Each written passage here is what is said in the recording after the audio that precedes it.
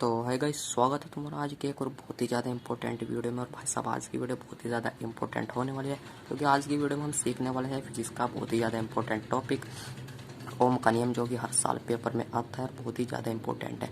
तो चलिए शुरू करते हैं। यदि किसी चालक की भौतिक अवस्था हो, जैसे ताप आदि में परिवर्तन न हो, तो उसके सिरों पर लगाए गए विभवांतर तथा उसमें बहने वाली धारा का अनुपात निश्चित रहता है। यही ओम का नियम है। सबसे पहले यह ओम ने बताया था, तो ओम का नियम है, और मैं आपको इसको एक बहुत ही आसान भाषा में समझाने की कोशिश कर रहा हूँ।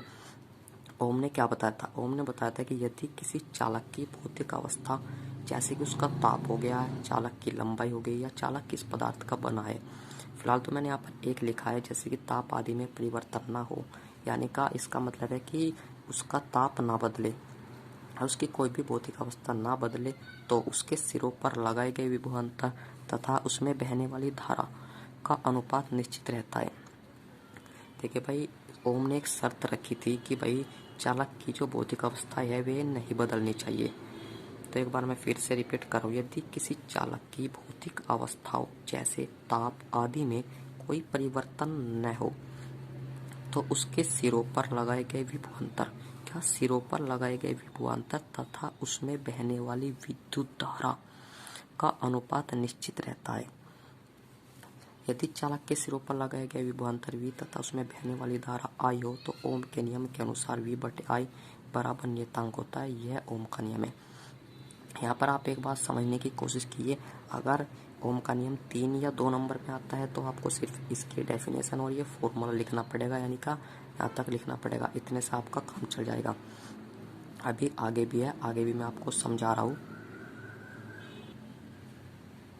और जैसे ही मैंने बताया कि इसकी शर्त यही थी कि चालक की भौतिक अवस्था नहीं बदलनी चाहिए। अगर बदलती है तो भैया ओम का नियम भी गड़बड़ हो जाएगा और वह ओम का नियम नहीं रहेगा। तो आगे देखिए, इस नियतांक का मान चालक के आकार, वही आ गई भौतिक अवस्था, यानी का लंबाई, अनुप्रस्थ काट का क्षेत्रफल या पदार्थ या उसका ताप, जो मैंने आपको पहले बताई थी, डेफिनेशन में लिखाई थी, ताप पर निर्भर करता है। इसे चालक का प्रतिरोध R कहते हैं।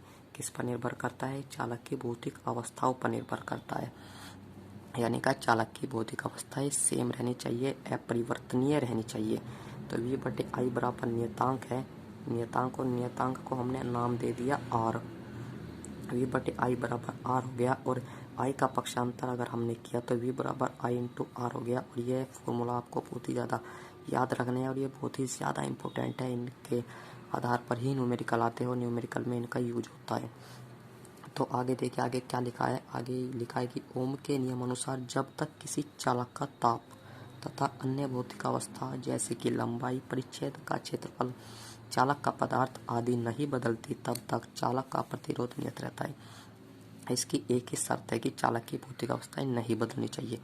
ये इसका सारांश मैंने आपको जो मैं बता रहा हूँ कि ये चालक की भौतिक अवस्था नहीं बदलनी चाहिए, तो चालक के सिरों पर विभवांतर, उसमें बहने वाली धारा I का अनुपात एक नियतांक होता है। उस नियतांक को R कहते हैं। यही ओम का नियम है। अब बात कर लेते हैं इसके सत्यापन की। और भाई, इसका सत्यापन भी बहुत ही ज़्यादा इम्पोर्टेंट है। अगर ओम का नियम 7 नंबर में आता है, यानी का लॉन्ग क्वेश्चन के रूप में आता है, तो आपको सत्यापन भी लिखना पड़ेगा, और जो मैंने ऊपर बताया डेफिनेशन वो भी लिखना पड़ेगा। और अगर शॉर्ट में आता है, यानी का 3 या 2 नंबर के क्वेश्चन में आता है, तो सिर्फ इसके डेफिनेशन से काम चल जाएगा। तो चलिए इसका सत्यापन पर भी नज़र डाल लेते हैं। ज़्यादा हार्ड नहीं है, ये भी आपको याद करने की ज़रूरत नहीं, बस एक बार समझना है। और समझाने के लिए मैं आपको हुई बहुत ही आसान लैंग्वेज में आपको मैं समझाने की कोशिश करूँगा। तो इसका सत्यापन हम देखेंगे कि विद्युत धारा तथा विभवांतर के मापन से ओम के नियम का सत्यापन देखेंगे कि भाई ओम का नियम में है ही क्या। ओम का नियम यही तो है, विभवांतर तथा विद्युत धारा अनुक्रमानुपाती होती है। और हम क्या करेंगे, हम देखेंगे जैसे हमने ऊपर पढ़ा कि V/I बराबर नियतांक V का मान लेंगे और I का मान लेंगे, और इनके बीच ग्राफ खींचेंगे। अगर सरल रेखा आई तो सत्यापन सत्य है, और अगर सरल रेखा नहीं आती तो ओम का नियम असत्य है। तो चलिए देखते हैं। तो ओम के नियम केवल धातु चालकों के लिए ही सत्य है। भाई, धातु चालकों से मतलब है यहाँ पर चालक। भाई, जैसे मैंने बताया कि चालक की भौतिक अवस्था ना बदले, तो चालक तो जरूर चाहिए, अचालक तो हो नहीं सकता। तो चालक के लिए ही सत्य है। और चालक क्या होता है? चालक धातु होता है एक, और अचालक अधातु होता है। तो ओम का नियम केवल धातु चालकों के लिए ही सत्य है।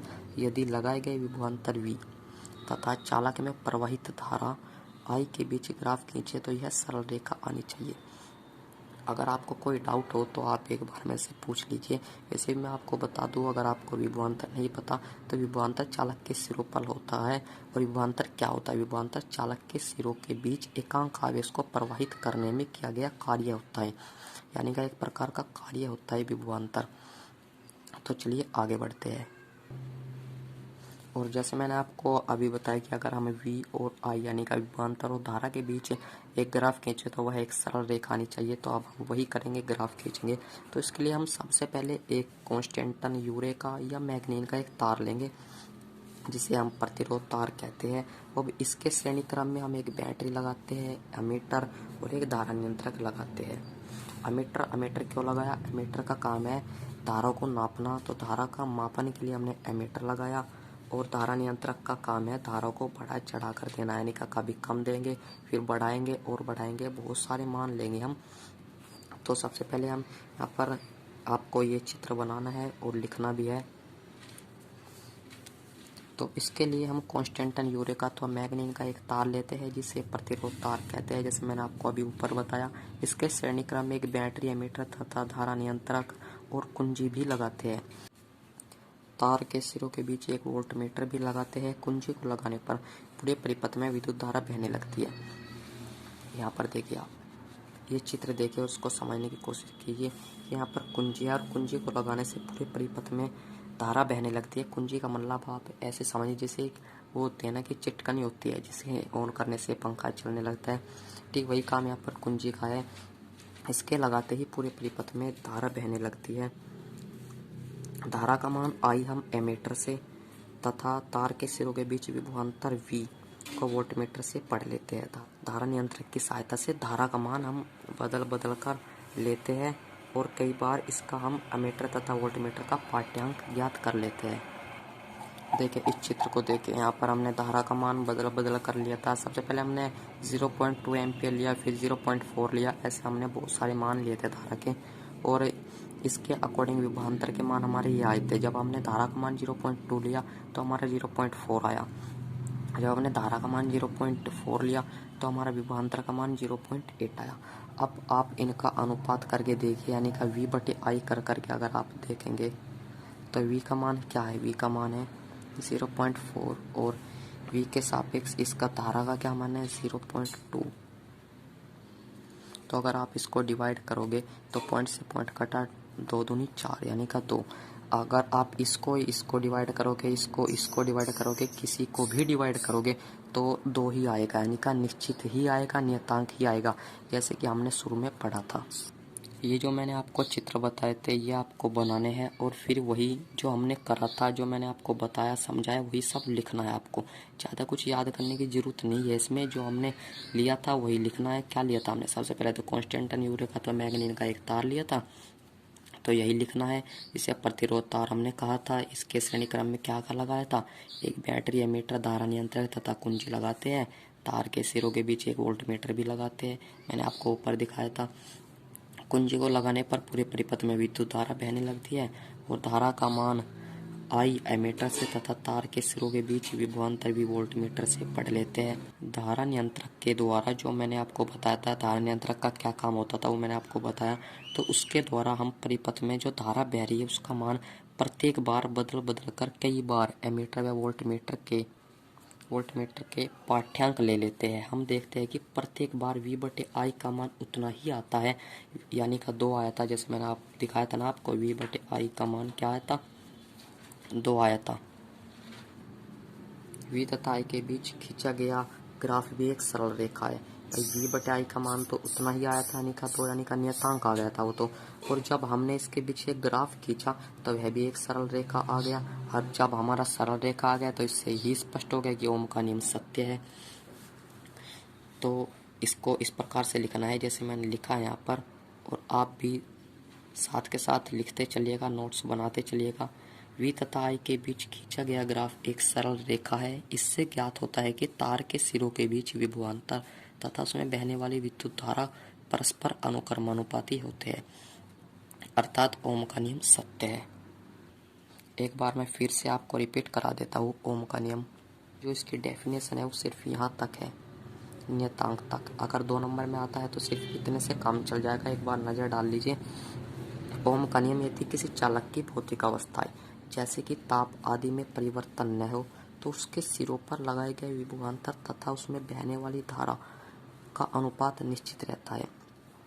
क्या कहा? ओम ने बताया कि यदि किसी चालक की भौतिक अवस्था ना बदले तो उस तार के सिरों पर लगे विभवांतर, विभवांतर क्या होता है? विभवांतर एक तरह का कार्य होता है जो तार के यानी का चालक के सिरों पर एकांक आवेश को एक बिंदु से दूसरे बिंदु तक लाने में किया जाता है। यह विभवांतर होता है। और बताइए क्या समझ में नहीं आ रहा? विभवांतर मैंने आपको बता दिया। और धारा, उसमें बहने वाली धारा का अनुपात निश्चित रहता है। धारा यानी का इलेक्ट्रिसिटी जो उसमें बहती है।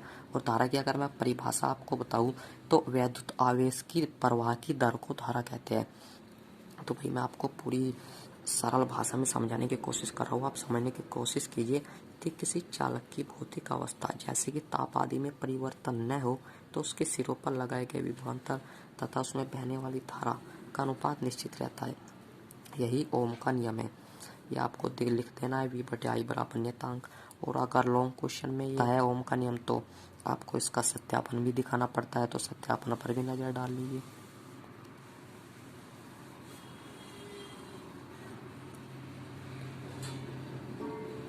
जब आप सत्यापन दिखाओगे तो आपको सबसे पहले तो यही एक चित्र बनाना पड़ेगा और जो इसमें आपने लिया वह सब आपको लिख देना है। जो आपने लिया वह सब यहाँ पर आपको लिख देना है। ज़्यादा कुछ हार्ड नहीं है फिजिक्स में। और देखिए आपको दिखाई दे रहा होगा, ये सब आपको लिख देना है।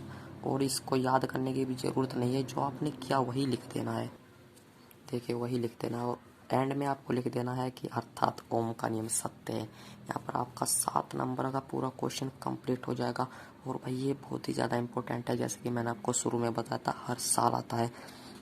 इस साल भी आएगा, अगले साल भी आएगा, हर साल आएगा। तो आप इसको अच्छे से याद कर ले, तैयारी कर ले इसकी।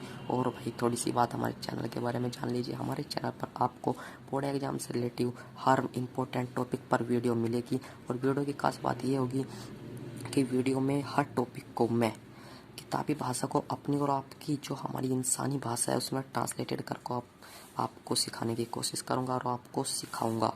तो अगर आप एक स्टूडेंट हैं तो ज़रूर से इस चैनल को सब्सक्राइब करिए।